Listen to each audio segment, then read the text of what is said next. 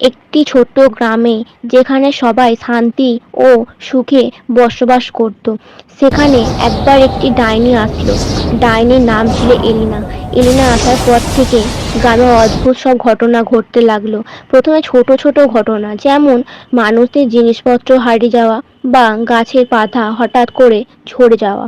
ধীরে ধীরে ঘটনাগুলো ঘটতে লাগলো, আরো ভয়াবহ হতে শুরু করলো। গ্রামের বাচ্চারা স্বপ্নে অদ্ভুত সব জিনিস দেখতে লাগলো, আর বড়রা রাতের বেলা অজানা শব্দ শুনতে পেত। গ্রামের লোকেরা বুঝতে পারলো যে এসবের পিছনে ডাইনি এলিনার হাত আছে।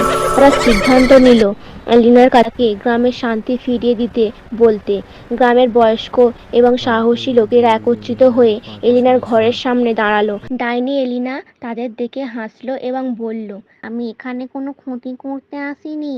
তোমাদের গ্রামে আমি শান্তি চাই, বুঝলে? কিন্তু তোমরা যদি আমাকে চলে যেতে বলো, আমি চলে যাব।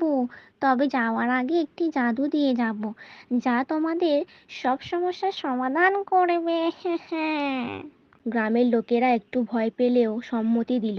এলিনা একটি পাথর বের করে তাদের দিল এবং বলল, এই পাথরটি তোমাদের গ্রামের রক্ষা করবে। যতদিন এই পাথরটি থাকবে, তোমাদের কোনো ভয় নেই। এরপর এলিনা গ্রাম ছেড়ে চলে গেল।